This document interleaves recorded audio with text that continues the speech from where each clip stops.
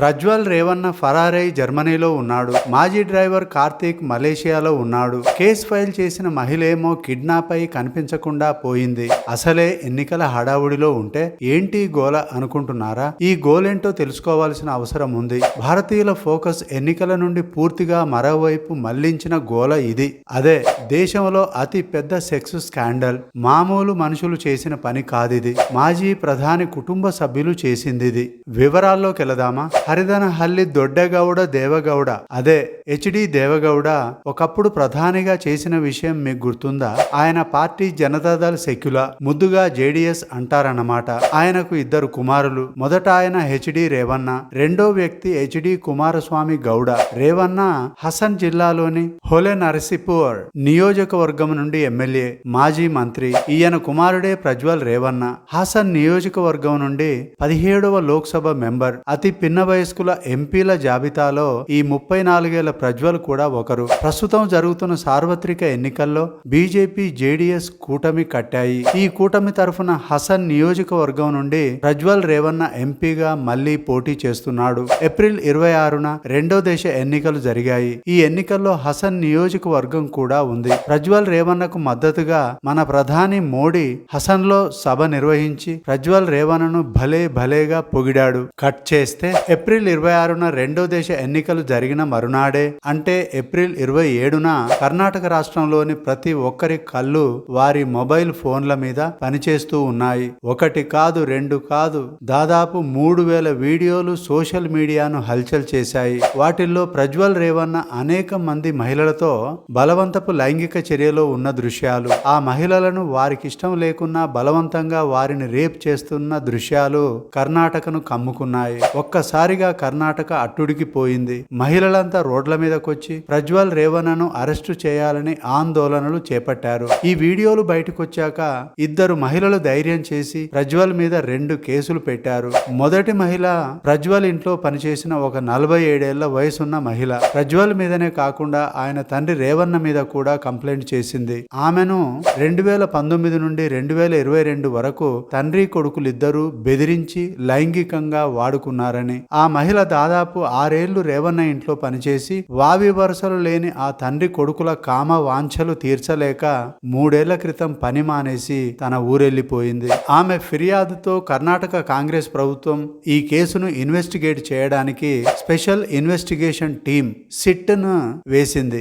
ఆమె చెప్పిన వివరాల ప్రకారం ప్రజ్వల్ రేవన్న తన ఇంట్లో పనిచేసే మహిళలను, మహిళా అధికారిణులను, పార్టీ మహిళా కార్యకర్తలను, ఇతర సామాన్య మహిళలను, అంటే వందలాది మంది మహిళలను దౌర్జన్యం చేసి బెదిరించి లైంగికంగా అనుభవించేవాడు. ఆ చర్యను తన మొబైల్ తో షూట్ చేసేవాడు. ఆ క్లిప్పింగులను సోషల్ మీడియాలో అప్లోడ్ చేస్తానని బెదిరించి మళ్లీ వారి మీద తన కామ వాంఛ తీర్చుకునేవాడు. అయితే ఇప్పుడు ఆ మొబైల్లోని వీడియోలు ఒక పెన్ డ్రైవ్ లోకి, ఆ తర్వాత సీడీల రూపంలో సోషల్ మీడియాలో సర్క్యులేట్ అవుతున్నాయి. ఇంకా మరో మహిళ దగ్గరకు వద్దాం. మే 1న బెంగళూరులో ప్రజ్వల్ రేవన్న మీద మరో రేప్ కేసు రిజిస్టర్ అయింది. ఈ కేసు పెట్టిన ఆవిడ ఒక 44 ఏళ్ల మహిళ. ఆమె జిల్లా పంచాయత్ మెంబర్. ఫిర్యాదులో ఆమె ఆరోపణల ప్రకారం 2021లో కొంతమంది మహిళా విద్యార్థులకు హాస్టల్ సీట్ల కోసమని తను ప్రజ్వల్ రేవన్నను కలిసింది. ఆయన చాలా బిజీగా ఉండడం వల్ల ఆ రోజు కలవలేక రేపు రమ్మని చెప్పాడు. మరునాడు హాసన్లోని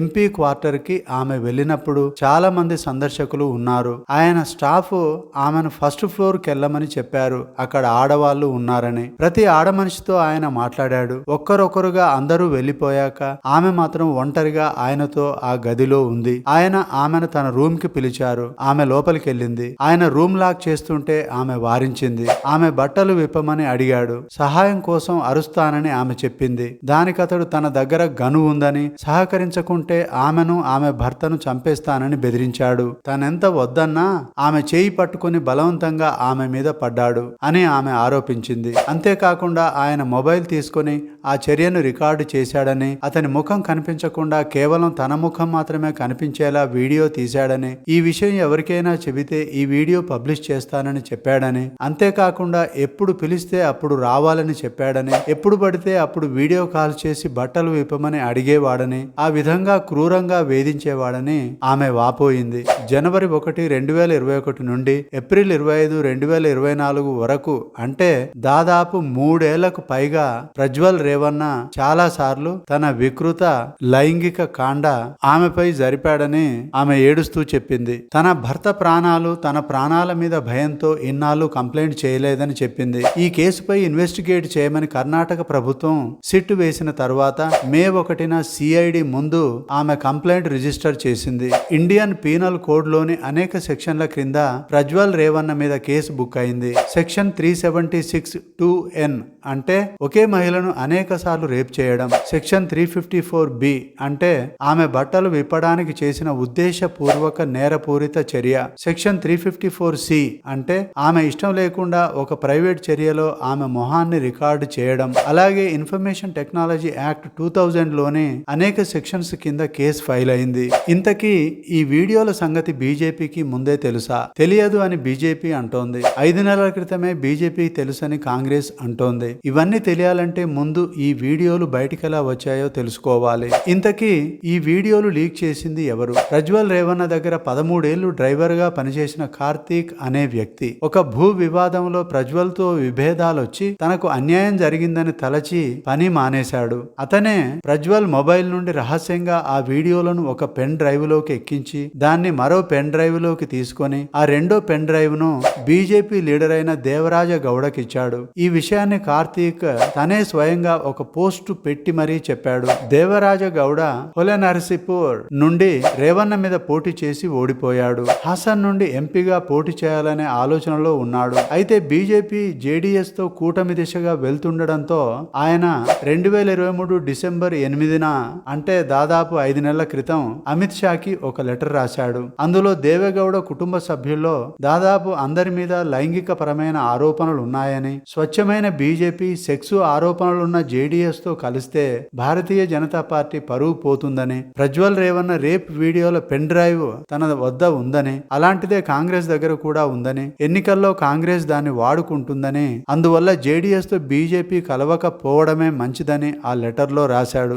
ఈ వీడియోలు ఈయన ద్వారానే బయటకు వచ్చాయని మాజీ డ్రైవర్ కార్తీక్ చెప్పుకొచ్చాడు. ఈ నెల 7న 3వ దశ ఎన్నికలు కర్ణాటకలో 14 లోక్సభ సీట్లకు జరగనున్నాయి. ఇదే అదనుగా భావించి కాంగ్రెస్ పార్టీ ప్రజ్వల్ రాస లీలలను జేడీఎస్ పార్టీతో అంటకాగిన బీజేపీని ఎండగడుతున్నాయి. 5 నెలల క్రితం అమిత్ షాకి ప్రజ్వల్ రేవన్న గురించి తెలిసినా కూడా అతనికి ఎంపీ సీట్ ఇచ్చి ఆ పార్టీతో కూటమి కట్టి ప్రజ్వల్ ప్రచారానికి ప్రధాని మోడీ వచ్చి ఇన్ని తప్పులు చేసిన బీజేపీ దేశ మహిళలకు ఇచ్చే జవాబేంటి ఇప్పుడు అని కాంగ్రెస్ పార్టీ ప్రశ్నిస్తోంది. Alka Lamba Congress party women wing president ఏమన్నారంటే, ఈ వీడియోస్ కన్నడిగాస్ యొక్క విచక్షణ జ్ఞానాన్ని షేక్ చేశాయి. ఈ వీడియోలో మహిళల సమ్మతి లేకుండా తన వికృత కాండ ప్రజ్వల్ రేవన్న జరిపాడని చెప్పింది. ప్రజ్వల్ ఈ ఆరోపణలన్నీ కట్టుకథలని, ఆ వీడియోలో ఉన్నదంతా మార్ఫింగ్ అని మొన్న ఆదివారం అంటే ఏప్రిల్ 28న ఆయన కౌంటర్ కంప్లైంట్ ఫైల్ చేశాడు. వీడియోలు వైరల్ అవుతుంటే ఆయన జర్మనీకి వెళ్లిపోయాడు. అతను వెళ్లడం బీజేపీకి తెలిసే జరిగిందని మరో ఆయుధం పట్టుకుంది కాంగ్రెస్. మొన్న మంగళవారం అంటే 30 ఏప్రిల్న జేడీఎస్ పార్టీ ప్రజ్వల్ రేవన్నను పార్టీ నుండి తాత్కాలికంగా సస్పెండ్ చేసిందని చెప్పింది. ఇదే సమయంలో కాంగ్రెస్ ఆధ్వర్యంలోని కర్ణాటక ప్రభుత్వం ప్రజ్వల్ మీద పోలీస్ ఇన్వెస్టిగేషన్ లాంచ్ చేసింది. ఎప్పుడైతే మోడీ మే 7న జరగనున్న కర్ణాటక 3వ దశ ఎన్నికల మీద తన ఫోకస్ పెంచాడో అప్పుడే ఈ సెక్స్ స్కాండల్ బరస్ట్ అయింది. మొన్న ఆదివారం అంటే ఏప్రిల్ 28 వీడియోలు బయటకు వచ్చిన మరునాడు కర్ణాటకలోని బెలగావిలో నరేంద్ర మోడీ ప్రచారం కూడా చేశాడు. కానీ ఈ విషయాన్ని ఎంత మాత్రం ప్రస్తావించలేదు. అక్కడ జరిగిన ర్యాలీలో మోడీ ఏమన్నాడంటే, కాంగ్రెస్ ప్రభుత్వంలో మన ఆడబిడ్డలకు రక్షణ లేదు అని, మాకు అధికారం ఇస్తే మహిళలకు రక్షణ పూర్తిగా ఉంటుందని మాట్లాడాడు. చాలా హాస్యాస్పదంగా ఉంది కదా. కాంగ్రెస్ జనరల్ సెక్రటరీ ప్రియాంక గాంధీ కూడా ఎక్స్ లో ప్రైమ్ మినిస్టర్ మోడీని విమర్శించింది. వందల మంది మహిళల జీవితాలతో ఆడుకున్న అతని హీనమైన చర్యలు నా హృదయాన్ని కదిలించాయి. ఇంత జరిగాక కూడా మోదీజీ ఇంకా సైలెంట్ గానే ఉంటారా అని. ఏప్రిల్ 28-29లో కాంగ్రెస్ పార్టీ మెంబర్స్ బెంగళూరులో తీవ్రంగా ప్రజ్వల్ కు వ్యతిరేకంగా నిరసనలు చేశారు. ప్రజ్వల్ మీద ఆరోపణలు నిలుస్తాయా లేక బీజేపీ జేడీఎస్ ల అలయన్స్ ఉంటుందా అనేది ఇంకా క్లియర్ కాలేదు. 2023లో బీజేపీ ఎంపీ బ్రిజ్ భూషణ్ సింగ్ భారత రెజ్లింగ్ ఫెడరేషన్ హెడ్ మీద ఇలాంటి ఆరోపణలతో మన దేశ టాప్ రెజ్లర్లు ముందుకొస్తే మోడీ ఏమీ మాట్లాడకపోగా ఆ సింగ్ బెయిల్ మీద బయటకొచ్చి బలాదూరుగా తిరుగుతున్నాడు. మణిపూర్ లో 2 మహిళలను నగ్నంగా ఊరేగిస్తే మాటే బంగారమైంది మన ప్రధానికి. ఇవన్నీ చూస్తే దేశంలోని మహిళల పట్ల బీజేపీ పంథా అర్థమవుతూనే ఉంది. మాజీ ప్రధాని దేవగౌడ కూడా దీని మీద మాట్లాడాడు. ఒకవేళ ఎలాంటి తప్పులు జరిగినా వాటి మీద నిష్పక్షపాతంగా యాక్షన్ తీసుకోవాల్సిందే. నిజంగా ఈ ఆరోపణల గురించి తమ కుటుంబానికి ముందే తెలియదు అని చెప్పాడు. కర్ణాటక మాజీ ముఖ్యమంత్రి ప్రజ్వల్ బాబాయ్ అయిన హెచ్డి కుమారస్వామి గౌడ మొన్న సోమవారం రోజున ఏం చెప్పారంటే, ఈ ఆరోపణలన్నీ నిరూపితం అయితే ప్రజ్వల్ కి శిక్ష పడాల్సిందే. ఉప్పు తిండవాను నీరు కుడియబేకు అని ఒక తమిళ ప్రోవర్బ్ కోట్ చేశాడు. ఎవరైతే ఉప్పు తింటారో వాళ్లే నీళ్లు తాగాలి అని దాని అర్థం. దీనికి తమ కుటుంబ సభ్యులందరినీ బ్లేమ్ చేయడం కరెక్ట్ కాదని ఆయన అన్నారు. ప్రతిరోజు కర్ణాటకను ఈ అశ్లీల వీడియోల గోల కుదిపేస్తూనే ఉంది. ప్రజ్వల్ మే 15న సిట్ ముందు హాజరు అయ్యే అవకాశం ఉందని సోర్సెస్ చెబుతున్నాయి. సిట్ అతని రిక్వెస్ట్ కు రెస్పాండ్ కాలేదు. అతని పైన లుకౌట్ నోటీస్ ఇచ్చింది. అలాగే సిబిఐ కూడా బ్లూ కార్నర్ నోటీసును ఇచ్చే ఆలోచనలో ఉంది. ఈ కేసులో మరో డెవలప్మెంట్ ఏంటంటే, ప్రజ్వల్ మాజీ డ్రైవర్ ఎవరైతే ఈ వీడియోలు లీక్ చేసింది తానే అని ఒప్పుకున్నాడో ఆ కార్తీక్ ఇప్పుడు కనిపించకుండా పోయాడు. కార్తీక్ అదృశ్యం వెనుక కొంతమంది పెద్ద లీడర్ల హస్తం ఉండి ఉంటుంది. కార్తీక్ ను మలేషియాకు ఎవరు పంపారు అంటూ డిప్యూటీ చీఫ్ మినిస్టర్ శివకుమార్ ఉద్దేశించి మాజీ ముఖ్యమంత్రి హెచ్డి కుమారస్వామి గౌడ ఆరోపణ చేశాడు. దానికి బదులుగా శివకుమార్ జవాబిస్తూ, దీని ప్రకారం కుమారస్వామికి అన్నీ తెలుసని అర్థమవుతోంది. కార్తీక్ ను విదేశాలకు పంపాల్సిన అవసరం నాకు లేదు. మనుషులను దాచి రాజకీయం చేయాల్సిన అవసరం నాకు అంతకన్నా లేదు అని అన్నాడు. కర్ణాటక ముఖ్యమంత్రి సిద్ధరామయ్య ప్రైమ్ మినిస్టర్ కి ఒక లెటర్ రాశాడు. ప్రజ్వల్ రేవన్న డిప్లొమాటిక్ పాస్పోర్టుని రద్దు చేయమని. బుధవారం అంటే మే 1న ప్రజ్వల్ మొదటిసారిగా మాట్లాడాడు. నిజం తొందరలో బయటకు వస్తుంది. నేను బెంగళూరులో లేను ఎంక్వైరీకి అటెండ్ కావడానికి. నా అడ్వకేట్తో సిఐడితో కమ్యూనికేట్ చేస్తూనే ఉన్నాను అని.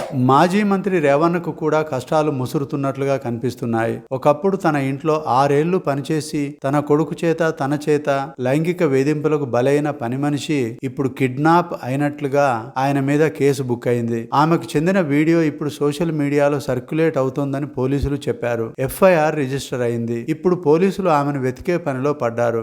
ఏది ఏమైనా ప్రతిరోజు మగువ మానం అవమానం పాలవుతూనే ఉంది మన దేశంలో. ఇంకా ఎన్ని సెక్స్ స్కాండల్స్ చూడాలి మనం.